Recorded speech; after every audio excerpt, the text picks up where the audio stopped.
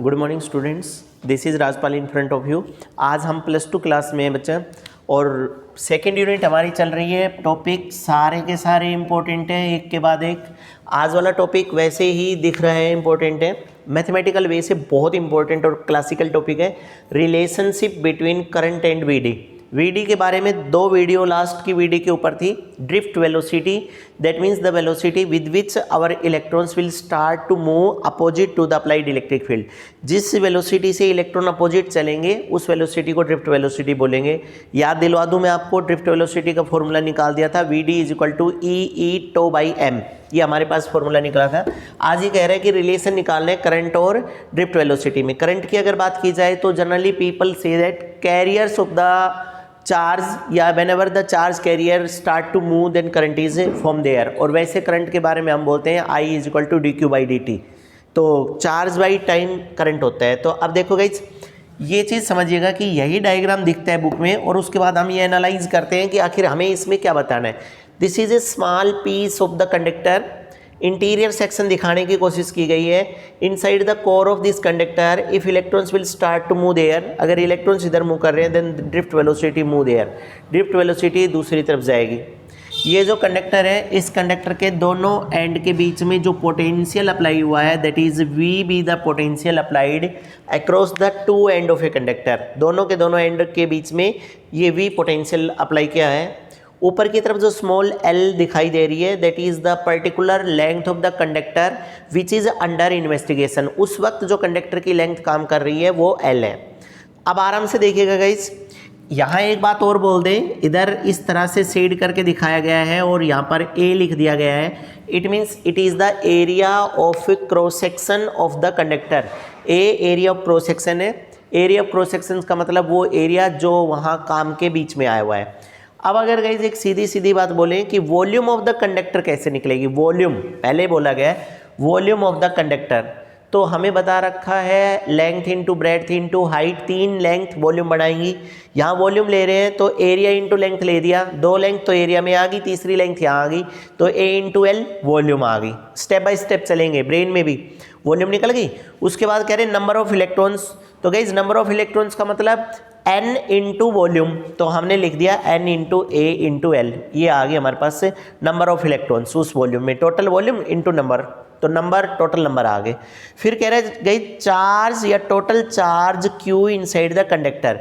इस कंडक्टर के अंदर टोटल चार्ज कितना होगा, तो पहला एक क्वेश्चन मार्क कराइज होता है, sir total charge is on what cost, कि किसकी कॉस्ट पे चार्ज आएगा। तो सिंपल सी बात है, obviously if this is the conductor then the total charge must be exist inside the conductor only at the cost of electrons.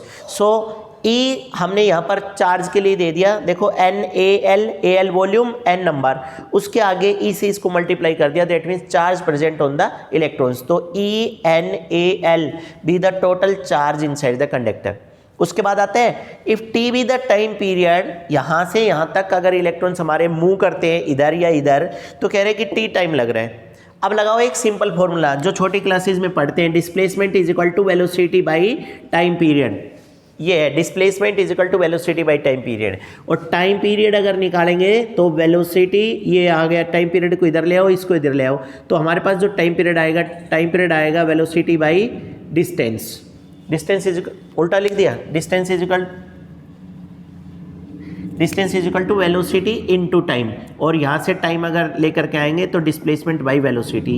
ये formula होता है general. Displacement is equal to velocity into time, time निकालेंगे तो displacement by velocity. अब देखो time, इस case में जो टाइम है that is represented by small T, displacement length of the conductor L है, और वेलोसिटी का काम वी डी कर रही है, drift velocity. So t is equal to l by v d, simple.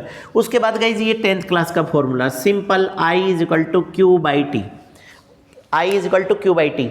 तो q I is equal to q by t में q is the total charge, वहाँ पर टोटल चार्ज है, तो हमारे पास आएगा I is equal to q की जगह पर क्या रखे, E into N into A into L into V D. ये तो आ गया हमारे पास से टोटल चार्ज, और नीचे देखिएगा ये रख दूँ L into V D, L नीचे और VD ऊपर, ये VD गया, L से L कैंसिल, तो हमारे पास ENA और VD, हम इसको कभी कभी ऐसा भी लिख देते हैं I इक्वल टू NEAVD, बहुत इंपॉर्टेंट फॉर्मूला है।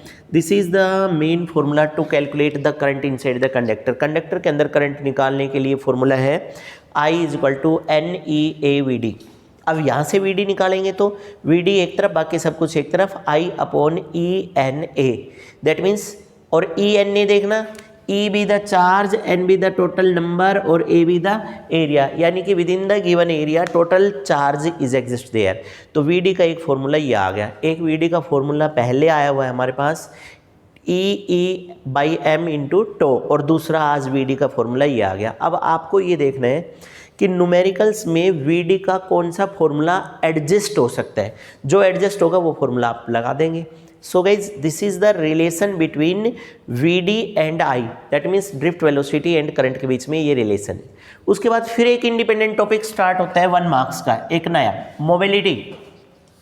मोबिलिटी के ऊपर अगर हम बात करें तो गाइज अब हमारे पास आएगा, mobility is actually the ratio of drift velocity to the applied electric field. दोबारा से सुन ले, mobility is the ratio of drift velocity to applied electric field intensity.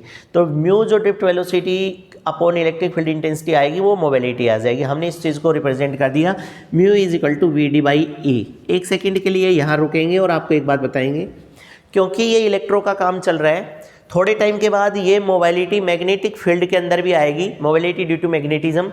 तो जब mobility due to electric field आती है तो हम इसको कभी कभी म्यू ई भी बोल देते हैं, म्यू ई, इसके नीचे ई लगा देते हैं, उस टाइम ये mobility due to electric field आ जाएगी। कभी कभी हम इसके पीछे म्यू इंटू एम लगाएंगे तो ये मोबिलिटी मैग्नेटिज्म की आ जाएगी।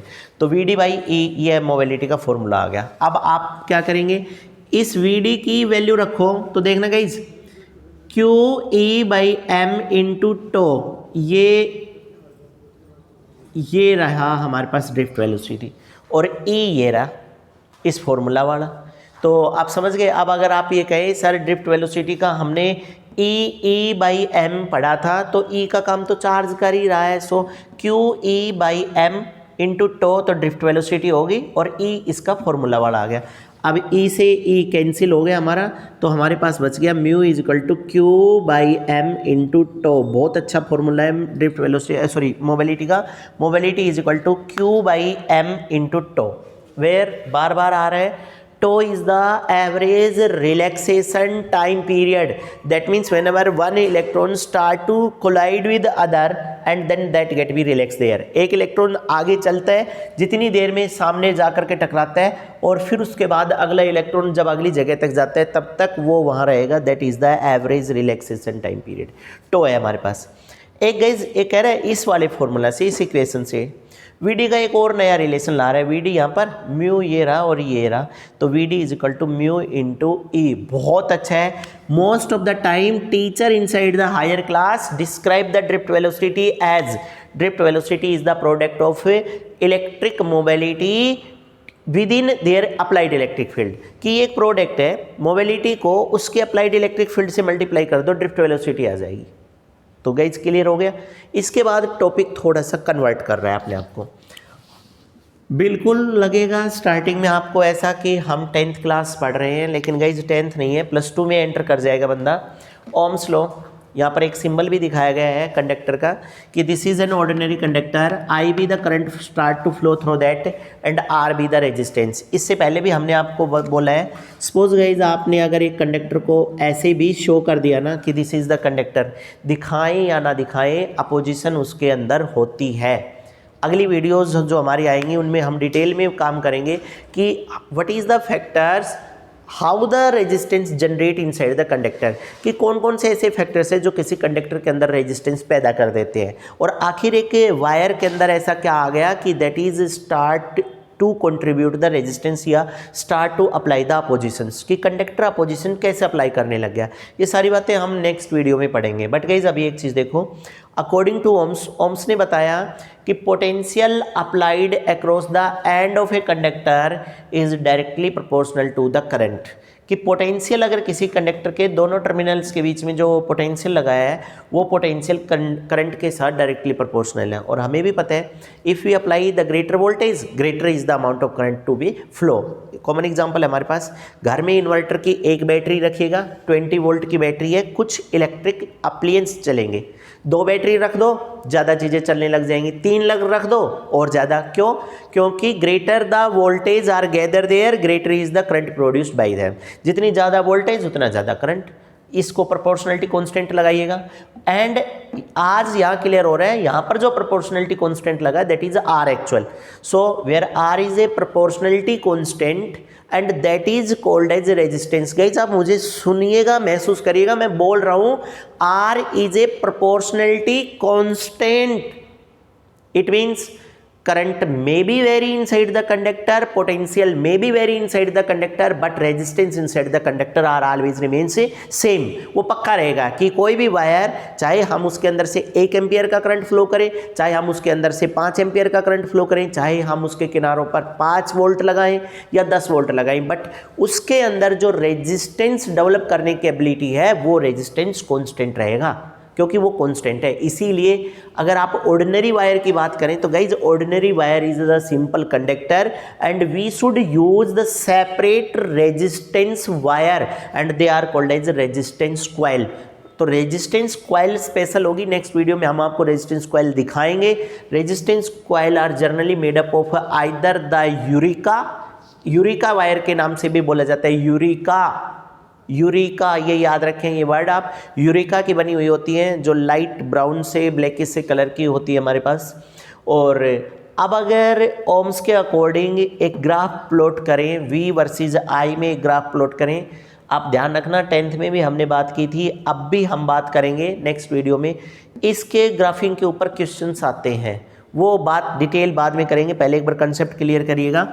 V वर्सेस I में अगर एक ग्राफ प्लॉट करते हैं guys, then the line is comes out to be straight line with non zero slope with the lower axis. Lower axis के साथ वो नॉन जीरो एंगल बना रही है। अब जो बात आ रही है निकल करके वो ये है, आपको क्या पढ़ाया गया, आप छोटे थे तब से बताया जा रहा है वर्टिकल एक्सिस ऊपर रखिएगा, हॉरिजॉन्टल एक्सिस नीचे रखिएगा, पक्का कोई ना कोई चीज़ आएगी। तो इस फॉर्मूला को बगैर देखे आप एक काम कर सकते हैं, इधर तो V रखेंगे और नीचे I, और by chance V by I किसके बराबर हो रहा है, R। इसका मतलब ये ग्राफ को रीड करने का तरीका होता है, वर्टिकल एक्सिस ऊपर रखो, हॉरिजॉन्टल एक्सिस नीचे रखो, पक्का कोई फॉर्मूला बनेगा। तो जो फॉर्मूला बनेगा ये ग्राफ उसी चीज़ को बता रहा है। इसका मतलब if a graph is plotted between V versus I, then that always tells us about the resistance of the conductor। वो उस कंडक्टर के रेजिस्टेंस के बारे में बताएगा। And the unit of measurement of resistance is ohm. वो आगे की वीडियो में आएंगे गाइज, नेक्स्ट सेपरेट टॉपिक है हमारे पास ओम्स। आज तो बस ये कह रहे हैं कि ओम्स लॉ जो आपने पढ़ा that is V is equal to IR। अब कह रहे हैं गाइज आप इसको डिड्यूस करिएगा, यही ड्रिफ्ट वेलोसिटी का कंसेप्ट लगा करके आप एक बार प्रूव करिएगा कि V is equal to IR या V बाई आई आर होता है, ऐसा प्रूव कर दो तो आराम से देखिएगा। We know that VD is equal to minus E by M into tau. रोज बोलते हैं हम E by M into tau. Negative sign will indicate that according to definition electrons would start to move opposite to the applied electric field. Negative sign इस बात को show कर रहे हैं। If we start to apply the potential gradient, रोज बोलते हैं potential divided by the length of the conductor, then that is capable to generate the potential gradient। रट जाएगी हमें बात, E is equal to minus V by L। अब guys अब यहाँ एक इश्यू आ गया, why the negative sign is arise there। तो सीधी सी एक बात निकल करके आती है यहाँ से, whenever any conductor comes into use then the potential of that conductor continuously goes on decreasing। Battery charge करके बच्चा अप्लाई करना शुरू कर दो, 20 वोल्ट की बैटरी है, फुली चार्ज करके फैन चलाना शुरू कर दो। जैसे जैसे करंट बैटरी विदड्रॉ करेगी वोल्टेज डाउन होती जाएगी और अल्टीमेटली एक टाइम आएगा जिसमें वो क्या हो जाएगी, डिस्चार्ज हो जाएगी। तो यहाँ पर नेगेटिव साइन इसी बात को बता रहा है, potential gradient is if negative it comes into play, ये यूज में आ रहा है and the potential continuously goes on decreasing, ये बात निकल करके आ रही है। आप एक काम करिएगा, इस बड़े वाले E में ये वाली वैल्यू रख दी हमने गाइज, इस E की वैल्यू यहाँ रख दी, तो देखो माइनस E बाई M तो ये बाहर ले आए, ई की जगह पर माइनस वी बाई एल रख दिया और ये टो ये रहा, ये टो पीछे, नेगेटिव नेगेटिव पॉजिटिव बन गया और हमारे पास वी डी की वैल्यू ई वी ये रहा, E V upon M L into tau. याद दिला दूँ, E be the charge due to electrons inside the conductor, V be the potential applied across the two ends of the conductor, M be the mass of the carrier, L be the length of the conductor and tau is the average relaxation time period between the electrons। देखिएगा frequently use कर गया बंदा I equal to N E A V D. अब अगर आप पूछे कहाँ से आया तो इसीलिए मैंने साफ नहीं किया था, ये रिलेशन यहाँ निकाल रखा है हमने, I equal to N E A V D, ये रहा, ये रिलेशन इसीलिए पढ़वा रहे हैं आज कि I equal to N E A V D होता है, I equal to N E A V D यहाँ कर दिया। अगर अब आप मुझसे ये पूछना चाहे कि चल क्या रहा है तो गाइज मैं एक बात बता दूँ, लोग एक कहा करते हैं कि जो चीज़ आपको प्रूव करनी है ना उसको माइंड में लेकर के चलो, लास्ट रिजल्ट पहले ब्रेन में रखो।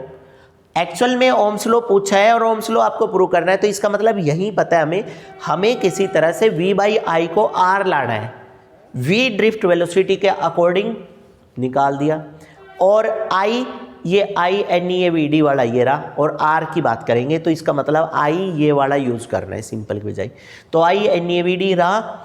अब ये जो वी डी है इस वी डी में वी डी की ये वाली वैल्यू प्लेस कर देंगे, तो हमारे पास देखो I ये रहा n E A V D की value E v by m L into tau. अब आपको क्या करना है इस टो को एक तरफ कर लो, बाकी सब कुछ एक तरफ इकट्ठा रख लीजिएगा। क्यों रखा उसका भी रीजन अभी आएगा, देखिएगा। I is equal to N number constant, A area remains constant, E charge on the electrons remains constant, V ये विदाउट दे रहा है क्योंकि V कॉन्स्टेंट नहीं है, ये कम ज़्यादा हो सकता है। M mass be the mass of the electrons remains constant, L length of the conductor constant. यहाँ फिर डाउट आता है, लोग कहते हैं सर कंडक्टर की लेंथ तो कुछ भी हो सकती है, आप कॉन्स्टेंट कैसे कह रहे हैं। लेकिन बच्चे एक बात सुनो, L को कांस्टेंट इसलिए क्योंकि आप पहले ही कह करके चल रहे हो 2 centimetre length of the conductor के अंदर ओम्स लॉ लगाना है, तो मतलब जो भी कंडक्टर लेना है वो तो कांस्टेंट होगा, इसका मतलब लेंथ भी कांस्टेंट है। तो V एक तरफ कर दो और बाकी सब कुछ एक तरफ अगर हम कर दें तो क्या आएगा, V यहीं देखो, V यहीं रहेगा और I को इधर ले जाऊंगा V बाई आई और बाकी सब कुछ इधर, यानी कि जो नीचे हैं वो ऊपर आ जाएंगे, जो ऊपर है वो नीचे, ये दोनों नीचे थे ml ये ऊपर आ गए, ये एन ए ई स्क्वेयर और टो ये नीचे चले गए और V बाई आई आ गया। अब हम पहले ही कह चुके हैं कि M कांस्टेंट है, L कांस्टेंट है, N कांस्टेंट है, E कांस्टेंट है, एरिया कांस्टेंट है और tau average relaxation time period ये भी कांस्टेंट है। इन सारी चीज़ों की जगह पर मैं एक इकट्ठा कांस्टेंट R रख दूं तो V बाई आई क्या आ गया R, और V बाई R आते ही हमारा ओम्स लॉ प्रूव हो गया, क्योंकि V बाई आई कुछ भी हो सकता है बट V बाई आई अगर कांस्टेंट है तो वो ओम्स लॉ है। तो हेंस गाइज मुझे लग रहा है आप लोगों को समझ आ गया होगा, बहुत इंपॉर्टेंट है बेटा। जब भी ये कहे कि प्रूव द ओम्स लॉ तो ऐसे मत कर देना V is equal to I R और R is equal to V I और नीचे लिख दो कि प्रूव हो गया, ऐसा नहीं करना। आपको सोचना है करना क्या है, ये याद रखें I is equal to N E A V D, V D को ट्रीटेड करना है, वी डी का ट्रीटेड फॉर्मूला I में रखना है और उसके बाद V बाई आई को कॉन्स्टेंट प्रूव करना है।